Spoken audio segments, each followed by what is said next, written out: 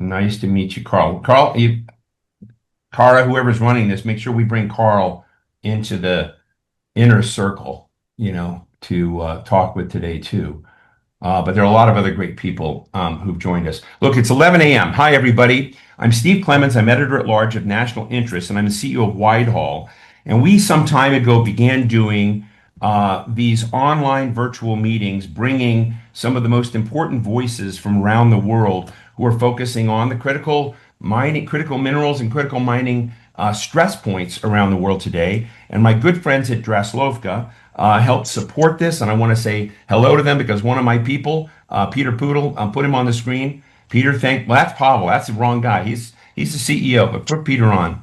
Peter, thank you so much for you and I kind of hatched this together, and you got Pavel to buy in. So I want to thank you both for joining us today. We have a really badly named session called Mapping America's Mining Advantage. That's total BS. What we're talking about is really taking, looking square-eyed at America's mining mess and how we begin approaching it, solving it. Certainly there are good stories in that, but the broad story is it's a challenge, and that's what we're going to be talking about. So Peter, thank you so much for joining us. I know you got to run, but wanted to salute. You have any quick words to say? And just thank you everyone to participate. It's so amazing to see you all here. Great. Many of them I know, but I hope that you enjoy with Steve. He's a brutal moderator, Yeah. but I want to tell everybody, read Peter Poodle's article in the National Interest, which I hope get published, but I let other editors make the decision on how to make U.S. copper great again. It's a great article. So somebody look it up and put it in the chat box and direct folks to Peter's article. Pavel, I'm going to invite you to say a minute, and then we're going to move to one of our key panelists, Senator Cleave Simpson, who's really on a tight line, and I'm so honored he's with us today. So Pavel, over to you. Great, thank you. Good morning, everyone. Thanks, Steve. Well, I join you today as a European, and I come with a warning. In Europe, we have done many things substantially wrong. We overregulated, we ignored the strategic necessity of mining, and effectively killed our domestic industry. And today we are paying the price, right? Like critical dependency on minerals that we can produce, and we are at the mercy of others for the current and future security of our industry. So learn from our mistakes. You don't want to end up where we are, unfortunately. So what are you American? What you Americans are doing differently? I think the U.S. federal government sees the risks. You've prioritized domestic critical minerals and metal production from tailings, but there's a significant gap in the state level. In most mineral states, critical minerals are not very high on the legislative priority list. And I think that's one of the major issues that we had in the past as well. As well now, and talking to you now as a CEO of the technically U.S. company with 75% of assets in America, I think you guys are facing three major blockers, like outdated laws, 19th century mining laws that cannot handle 21st century sovereignty and right to transfer. The trust deficit. So state regulations are still cleaning up the masses from 30 years ago. They don't believe the industry can do responsible mining and can be a responsible partner. Right. Close to zero local initiative. So for state, and country officials, mining is seen as a political liability rather than national security solution and growth opportunity. And I think we, even in Draslovka and Steve, we got a solution. So the solutions are there. Learn from our mistakes, and I think that's a good floor to start with the conversation. Back to Steve. Wonderful, Pavel. And we're going to bring you back, so stay in here and bring you back so we can develop this further. But I want to tell you the bottom line. I have a show called Bottom Line. Bottom line of what Pavel said is that there's a lot of opportunity out there, but the permitting nightmares, if you will, between federal and state. While President Trump, has opened the pathway in a lot of things, some states are not in line with that. Now, we're going to talk with Montana and Colorado here, and I want to bring on Senator Cleave Simpson, who is in Colorado State Senate. He's the sponsor of the Mining Reclamation Interstate Compact Act. I think he's the Senate minority leader, so it's great to have him on. And I'm also going to bring on Matt Vincent, who's the executive director of the Montana Mining Association. Matt, I'm going to give the senator a little bit more time on the front. We'll come back to you. But Senator, I wanted you to give us a snapshot of the things you're doing in mine reclamation and just go to the bottom line. I mean, Colorado's story is good, but it's very, and I think Montana is, they got a mining day in Montana, but I am really interested in the fact that with the national security consequences of not getting our equities right in this space, what I see is a lot of hemming and hawing about the difference between state and federal, what's allowed, what's not allowed, how do we move forward, tailings, all of this stuff. And you seem to be making progress where few others are. So, Senator, your thoughts? Thanks, Steve. I appreciate the opportunity this morning. So, for full disclosure, I come to this conversation as a mining engineer, a graduate of the Colorado School of Mines. So I spent my That's like a humble brag. I spent my career mining coal in Texas and Australia, but home again. I came back in 2014 and thought I would probably never talk about mining in Colorado again. But over the last year and a half to 2 years, it's resurfacing this critical minerals, rare earth conversation and what role Colorado can play is developing, I guess is probably the right word. Look, we, much like I think listening to the conversation about where Europe had gone by Pavel's description, it mimics where Colorado is. In 2019, we basically passed legislation that really put a lid on any development of mining in the future. To get a permit, to get a reclamation permit, you have to demonstrate by substantial evidence a reasonably foreseeable end date for any water quality treatment necessary to ensure compliance. And right. Since that time, it's just there is nobody willing to take that kind of risk. Up until we'll see how this unfolds going forward, but on a small incremental step, I passed legislation last year working with our division of reclamation and mining safety to go. We have easily we have 28,000 identified abandoned mine sites across Colorado. Those tailings piles and waste piles, certainly some of them have some value. We actually got support to move forward with a concept of historically you'd have to get a full mining permit to do anything with those tailings piles. So we created kind of a template, a small scale, a pilot project to go, all right, if it's on less than 5 acres, allow us to create a different permitting process and just a reclamation permit where you can go recover, remove that waste material offsite, process it, and then do the reclamation. So it was again, just an incremental step and going, there is value in this place, for further discussion and conversation. And the state, I know has an abundance of natural resources and minerals available to us. I can just tell you today, there is no political will to move forward with I'm in my Senate district is Southern Colorado. And I'm going to ask Matt the same question. Because it seems to me Drastovka's on here with us. We love them, but and I'm just saying this generically about them and others.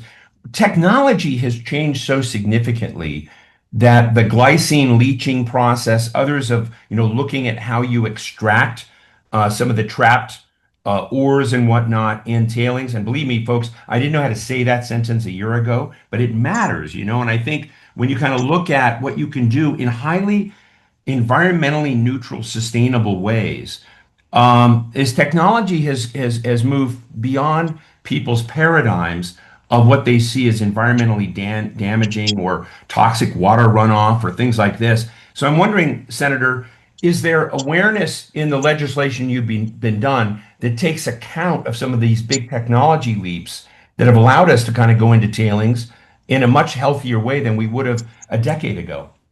Only incrementally, Steve. It's there, and it's kind of the seed is planted, and we'll see if we can grow this. But we're our own worst enemy in this space. To go in my Senate district, there are 3 EPA Superfund cleanup sites associated with mine waste tailings, and you got to get you have to grow and get past that spot. But to your point, the real interest here is probably right now not in active resource recovery, but how do you help foster emerging technologies in this space with the Colorado School of Mines, and they have a Payne Institute for Public Policy that's really active in this conversation. And I sat with entrepreneurs and venture capitalists last summer to go, how do you help grow this kind of emerging technologies and recognition? Colorado can be that focal point of figuring out what the future of mining looks like, all with the backdrop of what went wrong 150 years ago. Well, I mean, in really short form here, I'm going to jump to Matt, and I know, Senator, you're welcome to stay as long as you can, but I know you've got votes and meetings and stuff. But what is the decibel level of concern in Colorado about this agenda? I get the sense that you're making is small incremental progress, which tells me on a scale of 1 to 10, the decibel level is probably a 3. But where am I wrong? Maybe it might even be lower. But you overlay that with the whole conversation here about electrification, electrifying the grid in Colorado and transitioning away from burning fossil fuels. Like I'm in tune with and aware of a massive copper deposit in my Senate district. It's probably not economically viable today, but how do you have that conversation and recognize if you want to electrify this place, Colorado needs to do a $4 billion investment in transmission. You're going to get copper from somewhere. Go Right. watch a YouTube video of mining copper in the Democratic Republic of the Congo and go, is this where you want to get your copper from? Or do you think, can we demonstrate Yeah. it can be done responsibly, environmentally sound, and sensitive here in Colorado? But Matt, that's thank you very much, unfolding. Senator, and whatever. Thank you very much. Great to have you with us. But Matt, I guess what February 9th was Montana Mining Day, right? I don't know what you had to do with it, but it must have been I hope you had a party. But Yeah, I'd yeah, just love to get your take because Montana, of course, is very special, and people know the heritage of mining in Montana, the mines, et cetera. It's a lot like Colorado, candidly, but you're even more so. But my understanding of the percentage of employment and part of your economy is about 3.5%. So it's pretty tiny, given historic levels. But I'm interested now when you're seeing really a national security economic move. I deal with the federal government all the time, and this is a big cause for them is to solve some of the structural critical materials dependencies that the U.S. economy has. And just wondering what you think, to go back to my first thing, what's broken that we have to fix? Let's not have a kumbaya day. Let's kind of figure out what do we have to fix to move the overall agenda forward. yeah. I think everything that the senator said is mirror image going on in Montana. We might have one step up on them in that we defeated a ballot initiative that was trying to implement those same requirements on long-term water treatment. That it would have prevented any large-scale future mining from coming in, as it sounds like has been the case in Colorado. And sorry to hear that happen, but we are very much so focusing on, and it's in acknowledgement of the fact that we've been talking about needing to reform permitting for the last however many years. Most folks don't know this, but the S&P of how bad it's actually gotten. But S&P Global did an analysis that they came out with last September that ranks the United States second behind Zambia for the longest runtime of early development to actually producing a mine, getting a permit for producing a mine. And so 29 years is how long the time frame is for you to bring a mine from early exploration to commercial development, which is, I mean, anytime you're being mentioned in the same sentence in Zambia in terms of your permitting certainty, you're not coming close to where you need to be. So we want to continue to focus on those. You brought up the existing administration. The Trump administration has passed at least 11 bills out of one chamber to another. They haven't made it all the way across the finish line yet, trying to address some of these permitting issues. While we try and figure that out, we have turned our focus to going back to some of these legacy waste sources that are out there, because we've got a lot of big mining Superfund sites as well. And we're actually looking at Senator's bill that was passed in Colorado last session to bring some more certainty to these smaller legacy sites. And what we're finding with that is we're always going to need to fix the big permitting so that we can get new mines permitted. We're never going to meet our demand with reprocessing these old sites. But while we figure those larger permitting issues out, we should be streamlining what we can do to get those critical resources out of these sites that are just laying around as soon as possible. And I think we even see our adversaries, like the Well, environmental NGOs, getting on board with that concept. I think a lot of environmental groups I've talked to kind of understand that the equilibrium's got to move and shift. And I find what I find missing is where that conversation's going and people kind of looking to find that middle piece. Another part of that S&P Global report was co-authored by Daniel Yergin. His son happens to be online right now. Was that the demand for copper is going to grow by more than 50%, I think by 2040. I want to say 2030, but I think that would be an exaggeration by 2030. So staggering more need in aggregate material. You know, Dan's always kind of scoffed at peak oil, but we may get to peak copper, you know, at some point and looking at it. And I guess my gut question to you is the United States going to fill that demand or are we going to be left in the dust? We're going to be left in the dust if we don't figure out the permitting issues. I mean, the other way that really strikes it louder is all of the copper that has been mined since the beginning of civilization till today is roughly around 750 million metric tons. By 2040, we will require that much more when you focus on all of the electrification of everything and data centers, some for artificial intelligence. And so you're not going to be able to satisfy that demand through coming up with a more circular process to look at what we left behind previously. We're going to need to be permitting new mines and lots of them and very large ones if we're going to meet that demand. And the United States, it's already been said, we are the global leader in how you do things environmentally responsibly, safety standards, and labor standards.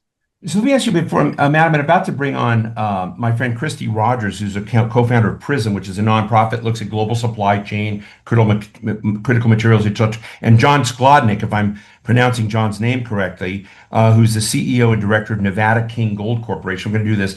One of the questions, the real reason we did today was to focus in on the solvency or not of alignment between states and federal levels in, you know, and the federal government in beginning to do this. Now, in these forums I've had Jared Agan, you know, Energy Dominance Council, you know, various players in this. We've had CEOs of Rio Tinto and others. And there's kind of like, you know, I want to say a kind of, not to put it in foreign policy terms, but a kind of idealism that this is all solvable, doable, we can coordinate. We have new money coming on through the Development Finance Corporation and others to make these bets to move it more smoothly. When you get into the details, even things like the president's executive order on really opening up tailings and mine waste for exploration has moved unbelievably slowly, right? So don't tell President Trump, but he didn't have much of an impact. So I'm just interested in what you feel is missing in that alignment between states and the federal government. Matt. Yeah. Oh, sorry. For me, yeah, I think it's obviously in Republican-led states versus Democrat-led states. There's going to. I didn't want to get political, but it's the reality. You're just not going to find that alignment from state to federal in states where you have Democratic leadership. That's just the political atmosphere we're in. Right. Even in the places where you do, like Montana, we're seeing a lapse in getting a full wholesale buy-in to what this administration is trying to do with critical minerals. I mean, I think we're making progress and we have to make progress. But again, in the short term, while we all work on focusing on the larger permitting issues, we got to try and step up the supply where we can. And that, unfortunately, I say right now, because we haven't fixed that bigger issue, is trying to look at some of these waste streams of existing permitted facilities and looking at our past. So let me bring in my friend Kristi Rogers. Kristi, if those of you who don't know her, is the president, co-founder of PRISM. I won't go through the acronym, but let's just say she's the diva, that's a compliment, of supply chain, global supply chain. And I want to tell people the administration talks to Kristi all the time about bringing on capacity, about the war room of beginning to identify materials and how to get there. So I want people to know that Kristi's an unbelievably useful trust point for the administration in interacting with a lot of us. So, and let me also bring on John Sclodnick. who's CEO and director of the Nevada King Gold Corporation. John, I need to tell you, I think about 3 to 6 months ago when we did one of these, people said, gold might actually hit $5,000 given how things are going. That's like an old story now. So, you must have been, surfing some big waves recently. But I want to, come in and start with Kristi here, but ask John. I mean, people often don't understand that gold plays an unbelievably important role in the critical materials debate. It's also part of the mining debate. It's also part of the reclamation question in some of this. So I want to come and get your thoughts on what's missing in the tapestry to make this work. But Kristi, you've heard our conversation. Give me your slice here. Yeah, no, and thanks, Steve. And Steve, co-founder with Prism. So, Prism is the only industry-led global supply chain organization. And we've been focused on, as Steve said, on critical minerals for almost 5 years now. And we've got two objectives. It's focusing on the long-term policy changes that are necessary to ensure that we are not reliant on any one country, let alone an adversarial nation, for our critical materials. And then also short-term, how do we make certain that our But the question is, how can we rely on our states? and there's the rub. So the administration is doing a lot of things. Some of them right now are just headlines, right? Executive orders. We need them to be legislated, so they're institutionalized. But a lot of the challenges and the rub is at the state level.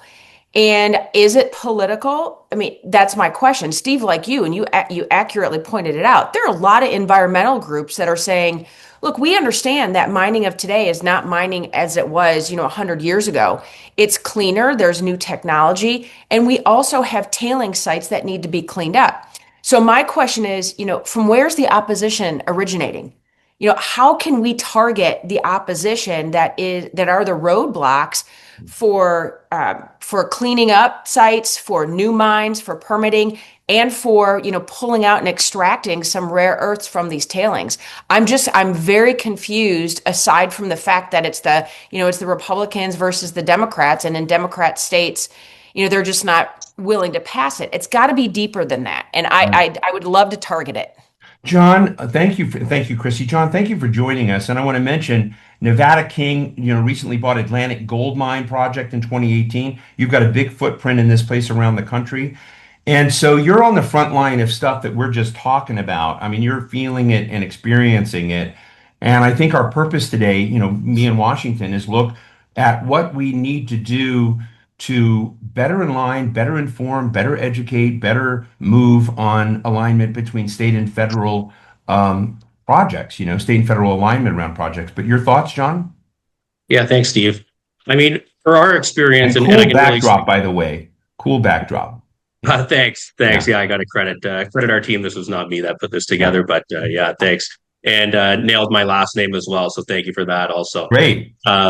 And in terms of our experience, and I can really just speak to Nevada King's experience, we inherited a plan of operations. We've since expanded that plan of operations. We're going through our fifth modification to that plan of operations. But we've had a really good experience dealing with the Bureau of Land Management, the BLM, at the federal level. And it's, I think, specific to the talent that we're dealing with, where, we've got a particular person, our point person at the BLM, and their background is mining. So that's been very helpful for us.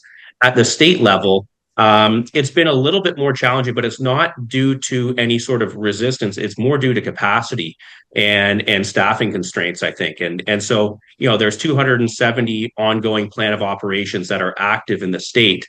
You've got governmental shutdowns that have been more frequent in the past few years as well, kind of inhibiting I guess approvals for plans of modifications in those modifications. And then you also have this group at the state level needing to do the bonding work. And the bonding work, the timeline for that comes in August. That's when you're more active with your active exploration. So that timing could maybe be moved to the winter is a small change that could be made to probably expedite approvals for plan of operation modifications. But overall, I think we're very fortunate being in Nevada. We're very happy with our experience.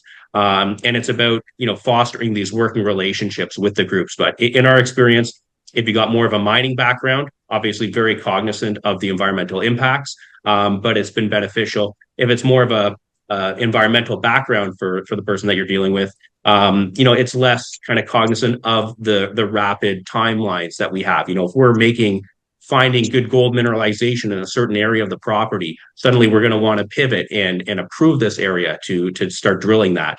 So it can be a very reactive area. And so, yeah, the state level, I think that it could use a little bit more staffing. At the federal level, it's very particular to the office that we're working with, and it's been a positive experience for us. John, I heard you say about.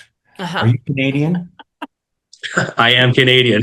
So I'm asking for a specific reason. So in Canada, they seem to have a more enlightened, progressive approach to how to deal with tailings than the US does. I don't know if you have background in that. Part of it has to do with, assignment of liability and, various kinds of things. And I know in Peter Poodle's article, How to Make America, Copper Great Again, there was a reference to Canada having stepped forward on a lot of these things. Are you aware of some of the things Canada is doing that may be interesting models for American policymakers to look at? Well, I think, and you alluded to it earlier, that there can be an economic benefit and an environmental benefit. And I think particularly we're also, provincially driven. There's some provinces where it's easier, some provinces where it's a little bit more challenging. So we've got that framework as well. But in certain provinces, probably Quebec would be our Nevada in terms of kind of appreciation for mining and moving projects forward. But if there's an opportunity to both reclaim and improve the environmental state of a tailings area and then generate some economic benefit, drive jobs as well. These are all high-paying jobs. Often mining takes place in fairly rural areas. So it can be a net benefit on both ends. And I think, there's issues in Canada for sure in terms of, wanting these approvals to be coming quicker. But I think there is an appreciation for that aspect in terms of environmental cleanup with an economic benefit, and where there is that alignment. Things do seem to move forward at a Kristi, real quick, I want to ask you a question. I want folks to bring in Carl Mueller onto my screen. Carl is director of the Ames Lab in Iowa and one of the nation's leading energy labs. And, he's very much into this debate and a lot of time. I love the fact that we've got kind of end-to-end participants in this, from, OEMs and others that are using this stuff and need magnets and critical materials and other people that mining it. So it's not just a mining forum. But Kristi, real quick level, question is, on these issues and problems, again, my indication that I believe that we have a mess and a lot of knots in the system that have to be untied as far as America's mining advantage. BS, we don't have a mining advantage until you deploy it. So I'm just interested in the decibel level of concern, my new favorite phrase, that you're sensing in the administration on this issue. High. I mean, there is recognition that we are in crisis mode, and it is driving a lot of decisions on the trade front and the tariff front, right? Particularly with the president going back to the table with China. We have to, because we do not have access in the short term to a lot of these critical minerals. We have them in the United States, right, underground, and in some of the tailings, we're just not accessing them. So the decibel level is high. But you identified it. There's a gap between the federal government and the state level. And we're at PRISM, we're actually directing some attention to the National Governors Association to see if we can't raise awareness and the decibel level there. That's great. Carl, great to see you. I didn't know you were going to be here, so I'm just recruiting you, and I hope it's okay. Let's see what trouble I can get you into. You've heard our discussion as someone that's in the energy space, and part of what's the driver of a lot of this, not everything, but is energy, insatiable demand for more and more energy, not just more energy, but cheap energy that's globally competitive, given the data centers, given AI, given a lot of the demands, electrification. So Carl, are we intoxicated on our own mystical belief that we're going to get this done, or are we going to go down the drain? No, I absolutely believe that we can get there. And first of all, Steve, thanks for bringing me into the conversation. I seem to like to crash webinars these days. And I'm so very glad that you talked to Marionette. She is a big supporter of the laboratory here in Iowa. And I just love being part of the National Laboratory System because we are really trying to solve these problems around energy. We realize that we have a long way to go and that we need to develop everything from new materials to new mining systems, a way to do reclamation and reharvesting of critical minerals. And that's really one of the special things that the national labs can do. We work together, 17 Department of Energy national laboratories, to solve these problems. And there are a lot of calls these days for us to really step up and do what we can. Now, in many of the spheres that you talked about, yeah, if we're going to get to less expensive energy, more efficient energy, we're going to need critical minerals and new critical materials that we develop. And some of that development has taken place in the past, and it's really moving forward, getting out there to industry. Finally, we've got a number of companies using some of the processes that we've developed within our Critical Materials Innovation Hub here at Ames Lab and with our partners across the US. For example, just crushing up old hard drives and extracting them in an environmentally friendly way to get out those metals that you need to build magnets, to build magnetic parts. We're opening a new advanced magnet facility here at Ames National Laboratory to actually reshore a lot of magnet development technology, which again is going to be necessary for a number of revolutions in the energy space. I would love to do a forum in the future on magnets because I think a lot of people talk about it and don't know what they're talking about, but it would be great to do that with you. We would love to. That's one of the reasons I come to some of these types of events, just to meet new friends, to reach out, and to talk about exciting things we're doing. Very briefly, the other thing that the national labs are working on right now is really diving into artificial intelligence and how artificial intelligence can help us solve problems. And actually going all the way from mines to manufacturing with critical minerals is going to be an important lighthouse project that we're going after in the laboratory system with partners from academia, with partners from industry, and really how we can use all the new tools that we have out there in artificial intelligence. So we're very excited. This is called the Genesis Mission. If you get a chance, look that up. Department of Energy Genesis Mission. It's being led by Dario Gil, who used to develop. Oh, I know I just was talking. Right. He's like the celebrity. He is. I don't He's know the if you know rock star Dario, of John, but he's AI sort of for the like Department of Energy. a talk show host in science and energy. He's the undersecretary. We're going to get Dario on one of these forums. For That's folks fantastic. who don't know, he's the undersecretary of science in the Department of Energy. Fascinating guy, and you like him. I mean, that's good. Yeah, no, I've met with Dario. I've never, lab very director. few lab directors positively talk about bureaucrats in the administration. So that's great. So they're unleashing us to do new things quicker, and we're very excited about that. Yeah. Let me just real quickly, I'm going to come back to John in a moment and then move on to our next two wonderful panelists, Rod Colwell, who's CEO of Controlled Thermal Resources Holdings, and Joseph Harrington, who's president of Minewater. We're going to bring on in just a moment. But Maurice Walsh asked, what can be done to get recycling programs active to support efforts like what Ames National Labs are engaged in? And I guess my question is a skeptic of everything, Carl. I hear about recycling. How do you get scale so that it's economic, so that water runs downhill, as opposed to being this boutique fantasy that people talk about but not real? Yeah, you've got to de-risk a lot of this. And fortunately, there are investments now that the Department of Energy is making where we start to de-risk. There's a new project that comes out of what is now the Critical Materials and Energy Innovation Office within the Department of Energy. It's run by Audrey Robertson, who has a long history in oil and other energy sectors. And it is really meant to scale up and to de-risk and to work with companies so that there might be funding opportunities for companies to get vouchers, for example, to work with the National Laboratory on some of these scaling issues. And so we're very excited about the Metallic project. We hope that it continues to move forward, but it really is engaging, again, 9 different national laboratories in sort of a federated research center. And that's what you need to move these things to scale. And you need those close collaborations with industry. And I think we're building them even more than we work with special funding agreements called CRADAs with the national laboratories. Sure. And I think that in this way, if we have the right advocates behind it and the people that are continuing to push and to organize at this level, that we're going to see rapid acceleration. Great. Carl, thanks for joining us. Going to bring Pavel Brůžek down into your box, but good to see you, Pavel. We got you and John on with Kristi here. Hopefully, Paul will bring him down, put him in the box. Hollywood Squares. I need a theme song. Gold. Pavel, you're into gold too, and I want to talk about John. I mean, my sense from you is that you're doing fairly well in the frameworks you're working in.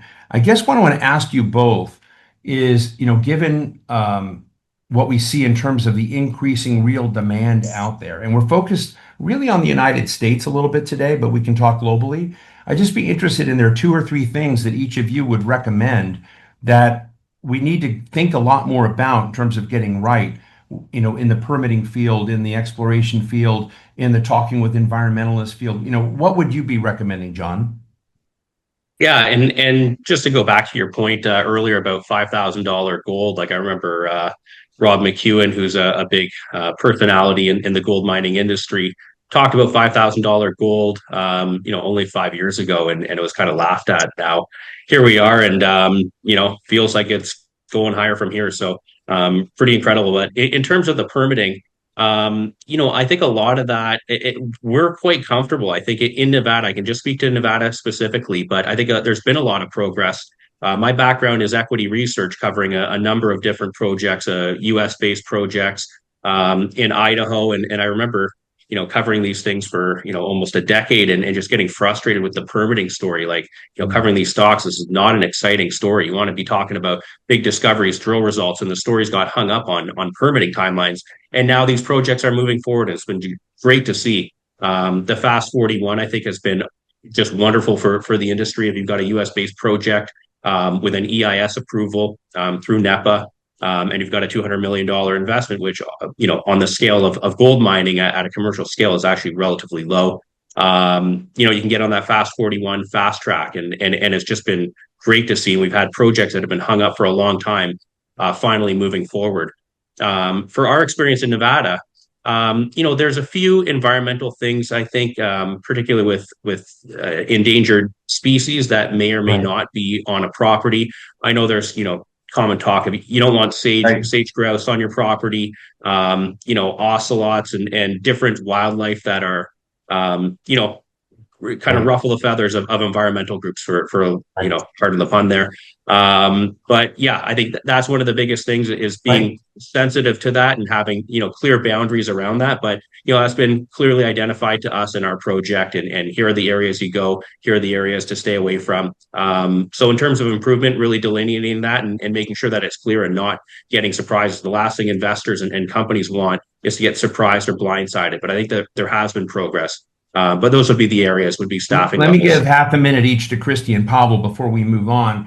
I got 2 questions here. One is from Amy Allard, who's meant for Matt Vincent. I didn't see it soon enough, on whether this big focus, takes a lot of time to get mines going. The big focus thing seems to be speeding up, whether that's Trump or not. But I mean, the question is, if it is Trump, what happens after Trump? Do we maintain this momentum and focus? I'll give that to Kristi in a second. And then Pavel, I want you to comment, as you will, on some of what you heard very briefly, as we got to move to Rod and Joseph. But I'm interested in a very interesting question from Phelim Kine was, we're focusing a little bit on the tension between foreign supply and processing. And another key part of this is, so we're talking about mining, is refining and processing, that China is one of the places with a huge capacity in that area, almost a monopoly, but not quite.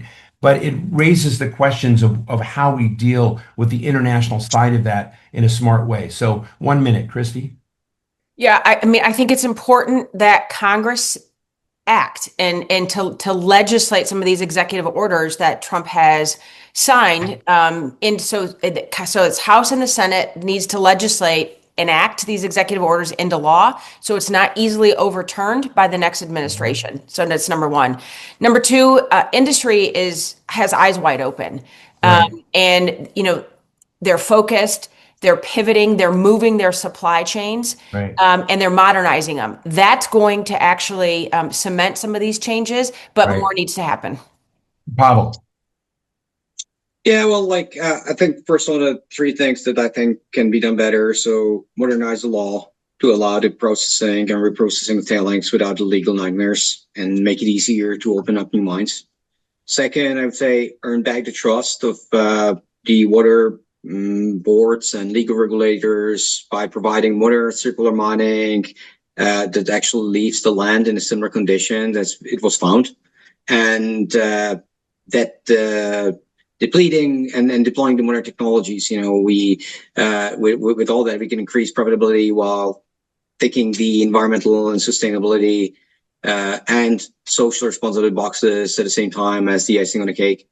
And last but create state level incentives. So being seen as a mining state is really seen as a badge of strategic honor and not a regulatory burden or something being a dirty state, And on the Chinese side, very quickly on, it's even being fundamentally subsidized, right? So now making any kind of processing plant for copper doesn't make any kind of sense. You're going to make a case, right? So if you don't want to fall into the trap that Europe went, create local strategic assets so you have a choice, and because negotiating with Chinese is reasonably easy if you have a choice, and if you're not completely dependent on them, and that's I think what we learned the hard way in Europe, and now we're paying the price.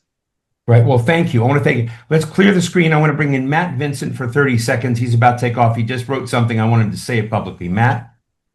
Hey, thanks, Steve. You brought it up, and it's in response to something Pavel said in his opening, is needing to fix this trust issue. You mentioned the Montana Mining Day that we had yesterday. That was a result of a bill that we got signed into law last legislative session in Montana that puts that February 9th date on the calendar as Montana Mining Day. It's a launch pad for us as an industry to start doing a better job of engaging with the public, getting that information out there about how we operate in 2026, because our adversaries, and as a result, because of how well they control this narrative, most folks think that we're still operating the way we were in the 1990s and prior, and that is just not the case. So if you're an environmentalist, you want us to be mining in Montana and Nevada and the other jurisdictions within North America. Thank you. So thank you all. We're going to clear the deck and bring in two more. This is a full deck day today. I've got Rod Colwell, who is CEO of Controlled Thermal Resources Holdings, and Joseph Harrington, who's been posting some great stuff in the column. If you've not been reading the webinar chat, there's stuff from Lisi Docano about ARCO and all these other folks, and Joseph been posting some very interesting materials. So there's a whole conversation going on the side of our conversation. But I'm really happy to have you both here, and I don't want to oversimplify the part of the equation you represent, but as we kind of focus in, as I said, the mess in mining and how we're going to solve it, a lot of the anxiety out there that drives some of the resistance is in the water table, the water use, water output side of the story. Both of you are deeply involved in that. And so we thought it would be useful to look at templates and paradigms that each of you have brought addressing that, because you're both succeeding in this market, but yet, when you kind of talk to people and you talk to the public, and there'll be a lot of people who watch this, I'd like them to understand what's going on. And Rod, you have a dramatically named Hell's Kitchen lithium and power project. Tell us about it, and tell us about the water and thermal and geothermal dimensions that you've solved that we ought to be thinking more about. Yeah, thanks, Steve, and privileged to be here. I hear you're from Kansas too. Yeah, I am. A very close, very more Texan, I would say. But 12 years we've been working on this project, so I thought my accent might have washed off by now. But look, I think on the water side usage thing, there's a great book. I think it's called Whiskies for Sipping and Waters for Fighting, right? I mean, that is continue to be an issue, and I would say geothermal brines. I wouldn't say we're not a lithium play, but a critical minerals play. Right. With 34 of the listed minerals in our brine. But water, really comes down to, you mentioned earlier, you're talking about compounds. So if we go to lithium hydroxide, 53% by weight is water. Mm-hmm. It is a closed loop system, so we're not evaporating or losing any I guess, water through a closed loop system. However, some of it is utilized through the cooling towers on the power side, the geothermal power side of the business. So because we may be best in class, it doesn't mean we're perfect. I mean, I think fundamental engineering's going to, we're down to, I think, 8 times recycling 1 gallon of water now. We hope we can improve on that. However, it's still that water is required. Industrial water take where we're located in Imperial Valley through the IID will always be a pressing issue. Let me get Joseph to come in. And I always want to acknowledge we have the coolest crowd listening to Ian Brzezinski, a friend of mine who's, he's working in the Department of Defense, very involved in transatlantic, European, and global security issues. He's on this, I'm sure, I haven't talked to him, because he's wondering what are the national security dimensions and opportunities. And with a stressed out transatlantic relationship, I talk to foreign ministers and finance ministers from European countries all the time, thanks to Ian in part, but they are trying to find critical materials, mining, refining related opportunities. The foreign minister of Estonia is trying to cook up a critical materials deal with the United States, and there are others out there doing that. So I just want to tell people this is not just a terrain for the domestic U.S., it's an opportunity. In fact, President Trump has made this critical materials conversation part of his peace deal making with the DRC and Rwanda and others out there. So Ian, it's great to see you, and just wanted to do a shout out because there are implications and surround sound effects that go far beyond this. But Joseph, mine water, when most people hear about that, they go, ugh, but tell us about the good side of it. Well, when I took over ownership of the London mine in 2016, it was the biggest source of pollution in the state of Colorado, and we did some in-situ treatment technologies and signed a consent decree with the state, and we're now supplying water to more than 15,000 people in the city of Aurora from the mine, and working on other mines in the area to do the same. So yours is the good story. It's a success story. So why isn't everybody copying you, and why isn't the anxiety gone? Well, I think if you want the truth, I think there's a whole industry around fear mongering. So that's why, in my view, but I think the technologies are there. Pavel's technology with Draslovka for revolutionizing gold mining, I think is an exciting thing in the front end of gold mining. I work on the back end and metals leaching and stuff like that. But there are technology solutions for the risks and the fears. We aren't where we were in 1900 or even 1990 or even 2007. So I think there's a lot of improvement technologically that there's industries built around maintaining the fear, to be honest. Rod, technically, the question I asked earlier was, I sometimes wonder, there's one time we should bring Ian in this because he'll find it funny, but I think that we were at a dinner which the founders of Google were putting together, and it was how technology could be used to end death. And there were a couple of DC types in the room who said, well, that's going to be really bad for entitlements. And so you sort of tell there's this always lag effect, understanding what technology may give us opportunities to do, both negatively and positively, I think. But Rod, as you're kind of talking about geothermal, bringing this in, my sense is, my gut as a guy who's in this as a layperson is our literacy level about what Joseph just talked about the technology advances that make some of the fears should subside, that we've done a pretty, bad job of communicating and building those literacy levels. But I'd love to get your take before I ask Ian to weigh in on this. Oh, absolutely. I think, technology and there's a lot of misinformation out there, but facts, I guess, how we approached critical minerals recovery from a superheated geothermal brine is technology that's been around, that Dow's used 60 years ago. There's nothing new and novel about it. It's applying to that particular application. It gets people, well, that's never happened before, right? So you're going to go through that.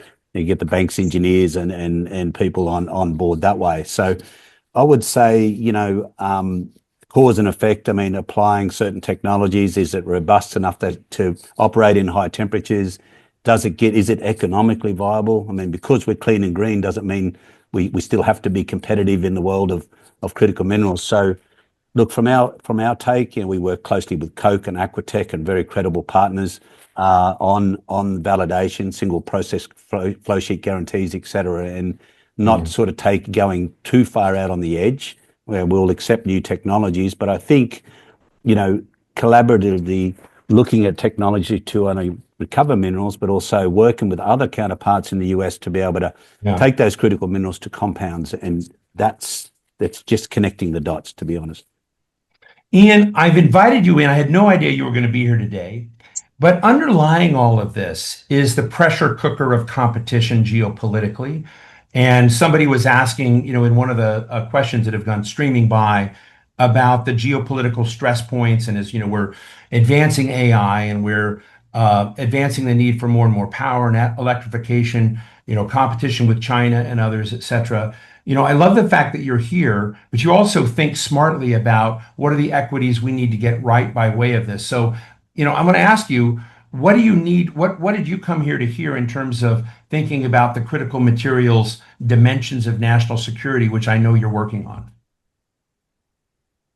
You're muted. Thanks, Steve. I'm here simply because I'm a Steve Clemons groupie and nothing else. No, but that's not good enough. I was interested because I'm not a critical minerals expert, but I see massive demand for it. I just look in the defense sector where I do work, and we're talking about a $1.5 trillion U.S. defense budget. Think of all the procurement and high tech that goes into that. The Europeans are ramping up with great accelerating the ramp up of defense spending. There's a lot of high tech demand there. You're talking about magnets and other critical minerals that all fit into it. The fact is, the demand is rising dramatically in the realm of critical minerals, and it's one of the only areas in the transatlantic relationship that's positive. It's the one area that's defying tariffs, U.S. drawdowns, and that sort of thing. It's a realm of collaboration, could be mutually beneficial. There are some great European technologies, particularly in the recycling realm when it comes down to critical minerals, that are beginning to move into the United States, and we should be embracing that. Both the United States and Europe have significant shortfalls in processing capacities. That's an area for collaboration. And then I think, how the United States and Europe, for example, could collaborate together to tap into, mineral resources. I know this is a domestically focused dialogue, but in Africa and elsewhere, that collaboration is going to be critical to our national security because we now, as you pointed out, China controls 90% of the critical minerals that go into our most sophisticated weapon systems. So the demand is there. There's actual cooperation going on. In fact, this is probably one of the few areas where the Europeans are actually reaching out in partnership with the United States. They proposed last week a critical minerals partnership with the United States, and I think Trump is embracing that. I just want to mention to that point about the world, as I mentioned, Marcus Stockna of Estonia, a small little country, but they've got a kind of monopoly on a certain processing of a key material that they're interested in partnering with the U.S. And we have from Amy Stefan Mukendi in our webinar chat, who mentions, that China gets a lot of the raw material, significant portion out of the DRC, out of Congo, and wants to see Americans coming in. Just the other day, I met the CEO of Glencore in DRC, which has several cobalt mines and I think other precious metals mines. And she was here meeting members of the administration. So what I was fascinated, I'm in this world, and I think the level of exchange and frequency is getting in there. So I want to thank you, Ian, for those comments. But back to Rod and Joseph for a minute.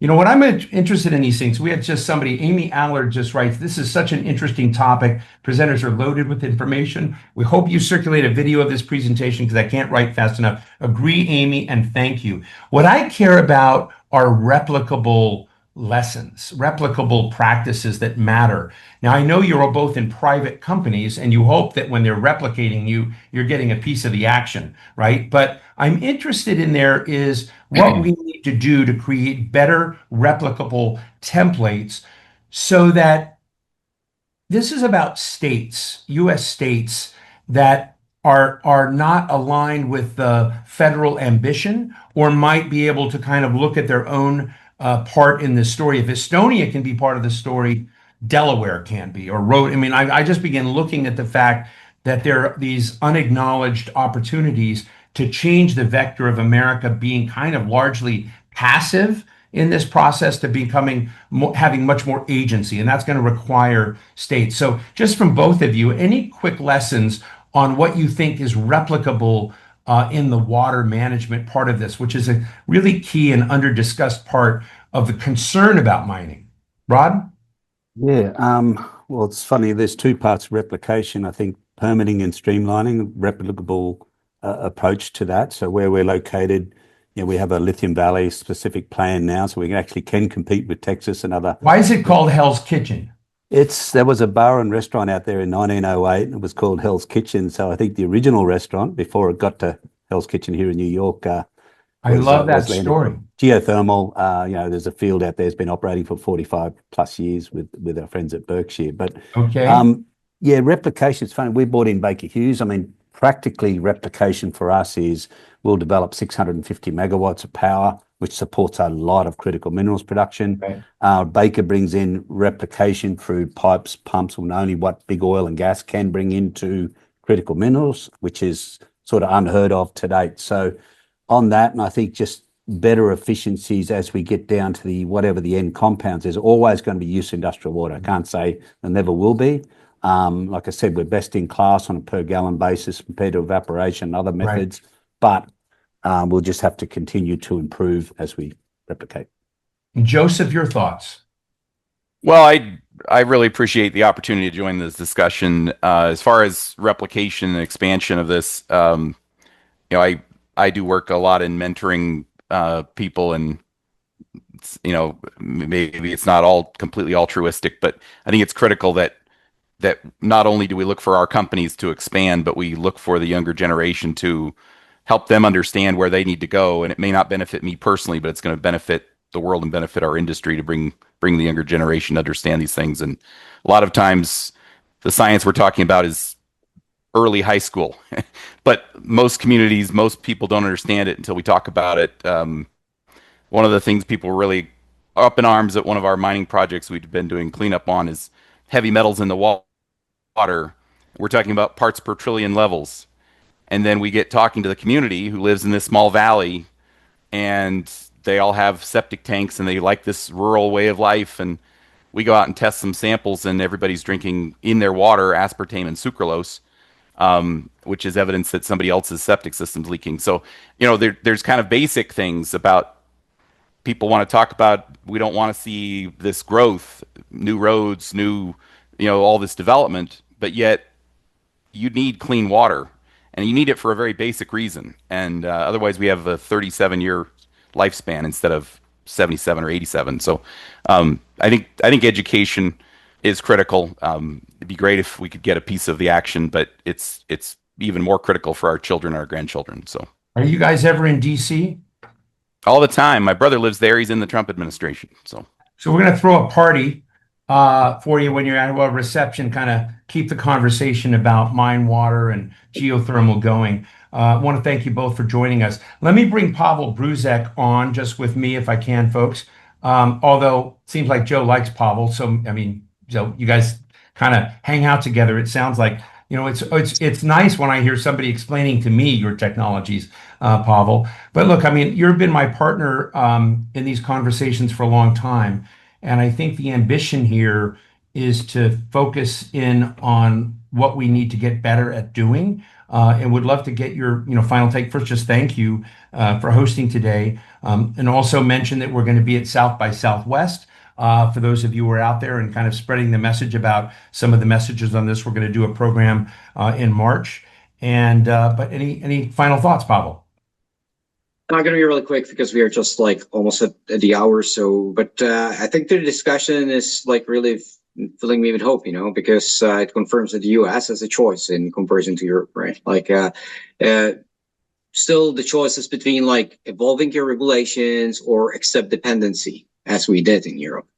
As I mentioned earlier, Europe choose the later of these two, and it is a position of extreme weakness. And it will take decades to us, as well as potentially hundreds of billions, to get out of this trap. So being at the mercy of someone else is a really dangerous place to be when it comes to minerals, the power of future and the technology, and everything that we are trying to be in the next century is powered by that. Yeah. And I think like what you guys are doing is exciting. And if you will be able to get a better bridge between the federal and the state regulations and laws, like you're going to be there, because at least like you realized that a lot earlier than us, and you are dedicated to don't fall into the same trap as we did in Europe. And that's a good position to have a business in the US at this point, right? So I'm happy that we actually bet on the US. And by the way, like for Minewater, just like credits for them. I think they're doing excellent work, and they're one of the guys that are really earning back the trust of mining, and that things can be done better. And they are, I think, doing some excellent things out there to really make mining great again. Well, listen, I want to thank you for supporting these, but also I want to thank Senator Cleave Simpson of Colorado, Matt Vincent from the Montana Mining Association, John Sclodnick from Nevada King Gold Corporation, Kristi Rogers from Prison, Rod Colwell from Controlled Thermal Resources, Joseph Harrington from Minewater. Also want to thank Ian Brzezinski, who's a defense consultant, former senior official in the Department of Defense, and Carl Mueller is director of Ames Labs. I just recruited them in. And many of you, I mean, your questions have been great. Your comments have been great. We like to keep these to an hour, be respectful of people's time. See people like Deborah Wagner, Alex Jurgen, Mike Gallagher, other people on there are good friends. So thank you so much for joining us. And we're going to bring this to a close, and we will be back with you when we bring in other policymakers and business leaders to talk about how to get the equilibrium right in the global critical minerals race. So thank you all for joining us. I'm Steve Clemons of the National Interest. Thank you.